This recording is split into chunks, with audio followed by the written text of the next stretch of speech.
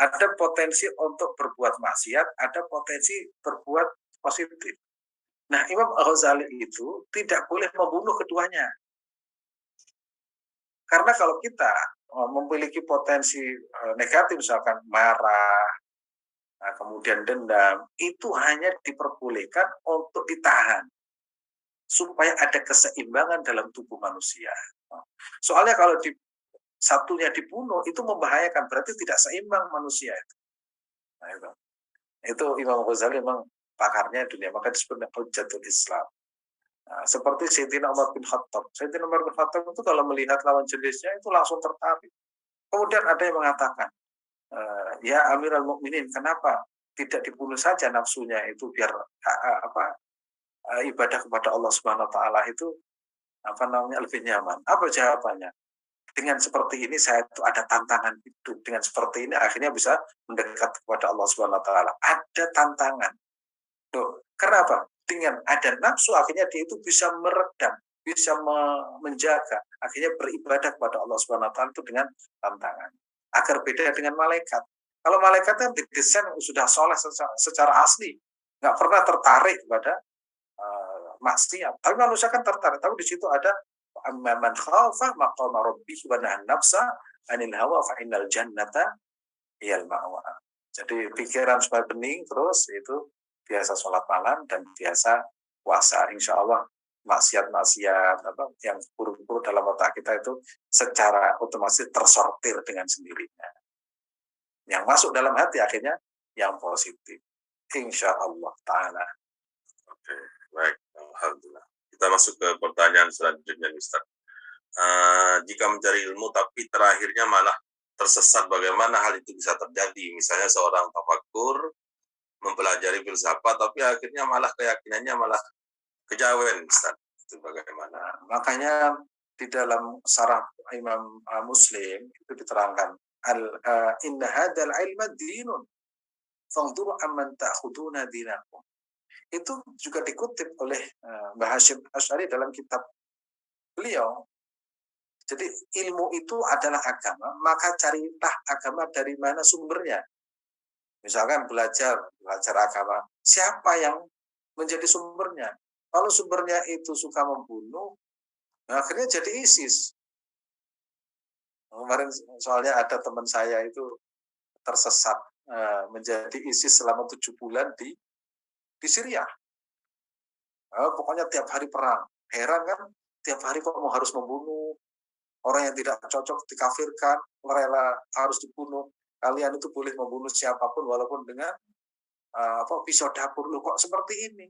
Orang yang tidak sama itu boleh dibunuh. Akhirnya lama-kelamaan berpikir. Akhirnya pulang ke Indonesia, begitu sampai di bandara, ditangkap, di penjara 3 tahun, akhirnya sekarang itu tobat.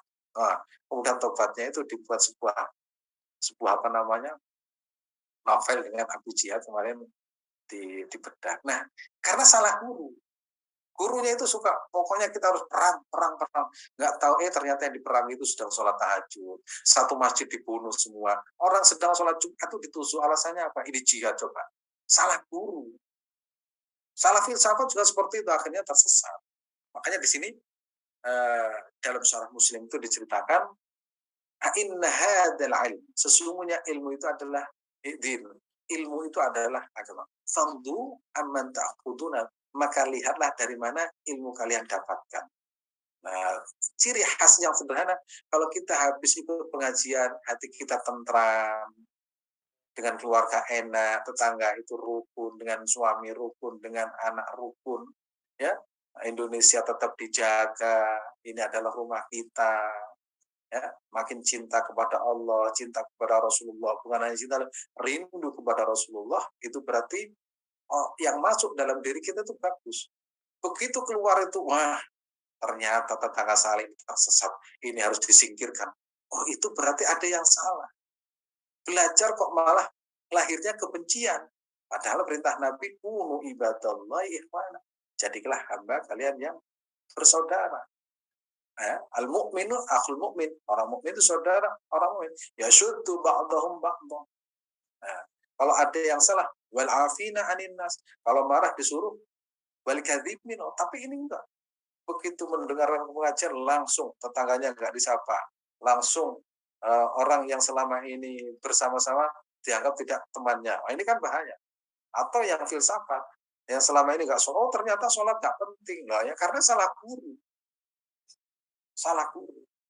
Nah, zaman dulu itu ada seorang zaman Imam Abu Hanifah. Imam Abu Hanifah termasuk kalau mencari guru itu harus istikharah, harus dipikir benar nggak, karena itu menentukan arahnya. Dan ternyata saya tanya orang-orang di Syria itu adalah termasuk orang yang salah di dalam memilih guru, termasuk yang tidak sholat itu gara-gara bisa salah memilih guru. Nggak ada ceritanya kemudian tidak sholat itu nggak ada. Sehebat apapun tetap kewajiban. Nah, jadi pilihlah guru yang menjadikan kita itu semakin cinta kepada Allah dan Rasulullah Shallallahu Alaihi Wasallam. Berpegang pada Al-Quran dan Sunnah, tapi tidak menyapa ibunya sendiri. Loh, terjadi. Memperintah Al-Quran itu suruh merawat ibunya, malah ibunya dianggap tidak sesuai dengan Al-Quran. Ini kan ya lucu tingkat dewa yang seperti ini. Dan itu terjadi di mana-mana. Makanya saya punya kepentingan di mahasiswa itu. Saya pemahamannya kok gini, oh berarti memang ada yang salah sebelumnya. Ya karena salah ya kita perbaiki. Bukan malah dijungkrok ya apa namanya. Itu Mas Wadud. Oke, baik. Masih ada beberapa pertanyaan, mohon cukup singkat pada Ustaz ya. Oke, untuk pertanyaan selanjutnya, Ustaz sebelumnya pernah menyampaikan indikator daripada ilmu yang berkah itu adalah ketika selesai belajar makin cinta sama Allah, sama Rasulullah, sama Al-Quran. Nah, namun sebaliknya Ustaz, bagaimana dengan orang-orang yang seperti itu tiba-tiba malah tidak sama sekali tidak sesuai syariat? Apakah gurunya yang salah kalau seperti itu? Iya, karena gurunya itu menentukan. Guru itu kan nuntun ya. Nah, kalau yang nuntun itu misalkan orang yang belajar itu kan seperti orang buta, dituntun. Kalau dituntun kemana, ya itu arahnya ke situ. Makanya dia itu akan mempunyai tanggung jawab yang besar di Allah Subhanahu Wa Taala. Nah, dan banyak seperti itu. Ada teman di Jakarta itu, teman gitu. Jadi ada suami istri ke pengajian, begitu pulang langsung minta cerai. Loh, ini ngaji apa-apaan coba? Mau kita itu disuruh rukun oleh Al-Quran, disuruh rukun oleh Rasulullah untuk membina keluarga sakinah, mawaddah warahmah. Begitu keluar itu karena apa? Nanti kamu tidak sesuai dengan sunnah Nabi. Loh, menikah itu loh sudah sunnah, kok malah disuruh cerai. Coba. Karena apa? Begitu ya, begitu apa namanya? Mudahnya memahami dengan pemikiran sendiri, tidak sebagaimana pemikiran yang disampaikan oleh guru-guru kita sampai pada baginda Rasulullah SAW. Akhirnya beneran cara beneran. Gara-gara apa? Satunya itu seneng sholawatan, satunya itu langsung loh. Itu kan hal-hal yang tidak penting untuk sampai keluarga itu akhirnya anaknya terbengkalai, pekerjaannya terbengkalai. Bahkan yang lebih parah lagi, kadang kalau sudah masuk dalam doktrin itu rela bunuh diri itu dengan bom bunuh diri. Nah, sementara yang merintah enak-enak. Nah, sementara yang kena doktrin mati dalam keadaan konyol, meninggalkan anaknya, meninggalkan istrinya, meninggalkan keluarganya, mau ketemu bidadari katanya. Sementara yang memerintahkan berkumpul dengan bidadari di dunia ini ada guyonan-guyonan yang menggelitik ya. Makanya perlu yaitu dalam ilmu sanad itu fa'alam inna hadzal ilma dinun fanduru amman ta'khuduna dinakum. Jadi kalau mau ngaji itu memang harus pilih-pilih. Ini kira-kira menjadikan saya cinta kepada Allah dan Rasulullah, cinta keluarga apa enggak? Kalau begitu langsung kita jangan menyapa tetangga kita yang berbeda. Oh, alamat bisa mengucilkan diri di rumah, bahaya, dan itu terjadi di mana-mana. Mudah-mudahan Allah senantiasa menjaga kita semua. Amin ya rabbal alamin. Baik, pertanyaan selanjutnya Ustaz, mohon penjelasannya Ustaz. Kalau dikir batal batal wudhu boleh nggak Ustaz? Zikir itu tidak harus punya wudhu, tapi kita selalu berwudhu itu jauh lebih bagus. Makanya diusahakan ya mana-mana itu punya wudhu, sehingga dalam kondisi wudhu itu termasuk zikir. Cuma bilhal, dilaku menjaga wudhu. Nah, kalau zikir bil lisan dalam keadaan suci itu jauh lebih bagus. Tapi zikir itu tidak harus bersuci, tidak harus punya wudhu. Itu maksudnya. Oke, baik, selanjutnya Ustaz. Kita harus mengingat Allah dalam bentuk apa Ustaz? Wadkurullaha qiyaman wa qu'udan. Mengingat segala sesuatu amal yang mengingatkan kita kepada Allah termasuk zikir. Misalkan zikir ekonomi ya sedekah. Makan itu juga zikir. Begitu makan kita ingat Allah. Siapa yang berikan makan Allah? Maka kita menyebut nama Allah Bismillahirrahmanirrahim. Tidur juga nikmat. Nah, kita ingat Allah Subhanahu wa taala. Makanya tidur ada doanya. Bismika ahya, bismika wa amut. Nah, bangun tidur juga seperti itu. Nikmatnya tidur begitu bangun. Alhamdulillahilladzi ahyana ba'da ma amatana wa ilaihin nusur. Jadi semuanya segala sesuatu yang mengingatkan pada itu namanya zikir. Lanjut. Baik, tinggal dua lagi Ustaz. Kenapa ada yang berpendapat bahwa Allah ada di arsy? Apa dasar mereka berpendapat seperti itu Ustaz? Karena memang ayatnya demikian. Ar-Rahmanu 'alal arsy istawa. Allah itu berada di atas arsy. Nah, tetapi kemudian ulama itu menjelaskan maksudnya itu bukan tempatnya, tapi Allah itu mulia tinggi yang berbeda dengan makhluknya. Sehingga perbedaan ini selalu terjadi di antara kalangan para ulama ya yang membidangi bidang tauhid ya. Kalau kita bukan ulama ya nggak usah ikut-ikutan, nanti malah membahayakan karena kita tidak punya argumentasi. Sehingga ulama yang mengatakan misalkan Allah itu di atas ya berbeda dengan makhluknya. Yang terpenting adalah kita punya pikiran bahwa Allah itu berbeda dengan makhluknya. Yaitu walam yakul lahu kufuwan ahad, dalam ayat lain itu laisa kamitslihi syai'un. Kemudian dalam ilmu akidah namanya mukhalafatul lil hawadisi, Allah itu berbeda dengan makhluknya. Berarti pikiran kita itu misalkan ada ayat Allah Ar-Rahmanu 'alas arsyy, Allah itu di atas arsyy, berarti pasti berbeda dengan makhluk. Jangan kemudian Allah di atas, oh berarti Allah di sana. Nah, ketika di sana itu ya tidak boleh. Berarti kita menunjuk Allah itu bertempat. Nah, itu ya. Ya kita pahami saja misalkan Allah itu di atas, itu Allah itu mulia, Allah itu agung, Allah itu suci. Makanya kita disuruh bertasbih subhanallah walhamdulillah, mensucikan Allah dari berbagai sifat yang tidak pantas untuk Allah Subhanahu wa taala. Demikian maksudnya. Oke, baik. Pertanyaan terakhir Ustaz Pamungkas daripada semua pertanyaan. Kalau misalkan kita berpikir terkait masalah bagaimana untuk mengembangkan usaha agar bisnis lebih lancar, apakah itu termasuk bagian daripada tafakur Ustaz? Mohon penjelasan. Tafakur ya, itu akhirnya menemukan marketing yang top seperti apa. Dan itu tidak apa-apa, tidak masalah. Ya, tidak masalah. Yang terpenting dalam hal ini adalah disandarkan kepada Allah Subhanahu wa taala. Berdagang bagaimana supaya dagangnya lancar, berpikir teori ini. Nah, sebenarnya teori-teori itu sudah ada. Teori-teori itu sudah ada. Contoh ini ya. Wa idza qudiyatis shalatu fantashiru fil ardi wabtaghu min fadlillah. Masjid itu pusat informasi, masjid itu pusat peradaban, masjid itu pusat untuk bertemunya banyak orang. Maka di situ bagaimana kita menjual sesuatu yang mana di tempat itu tempat kerumunan manusia. Makanya Shopee, website itu tempat kerumunan orang untuk masuk di situ. Itu kan teori. Sebenarnya teorinya berada di Al-Quran. Nah, coba kalau di masjid itu pasti di masjid sekitar masjid ada yang jualan cilok, ada jualan sebelah, ada jualan buku dan sebagainya. Karena apa? Orang masuk di masjid setelah pulang itu diceritakan dalam Al-Quran, setelah kalian melaksanakan sholat, wa idza qudiyatis sholat. Nah, bagaimana orang itu supaya datang di tempat-tempat yang banyak kerumunan? Itu pernah terjadi zaman Nabi. Rasulullah waktu khutbah Jumat itu. Kemudian di luar itu ada kafilah pedagang yang membawa biduan. Zaman dulu itu sudah ada.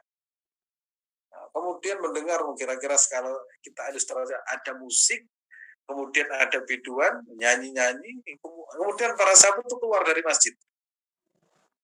Keluar meninggalkan Rasulullah SAW itu dalam keadaan khutbah. Terus yang bertahan itu tidak banyak, 11 atau 12 orang. Mereka nggak tergoda. dalam wa tarakuka qa'ima, salat Jumat di surat Al-Jum'ah ya. Rasulullah ditinggalkan oleh mereka dalam keadaan sendiri, khutbah sendiri, yang lain itu mendengarkan musik karena mereka itu supaya dagangannya itu laku, akhirnya membawa biduan. Nah, sekarang sampai sekarang ditiru. Di mana-mana kalau jualan itu ada musiknya biar orang itu datang, ada dangdut, ada karaoke dan sebagainya. Nah, cuma zaman Nabi itu akhirnya ditanya, wahai sahabat, kenapa kalian keluar dari masjid? Ya Rasulullah, kalau sholat Jumat kan sudah sering seminggu sekali. Kalau ini kan jarang-jarang. Tapi Rasulullah ya nggak marah karena memang Rasulullah itu tidak orang baik ya.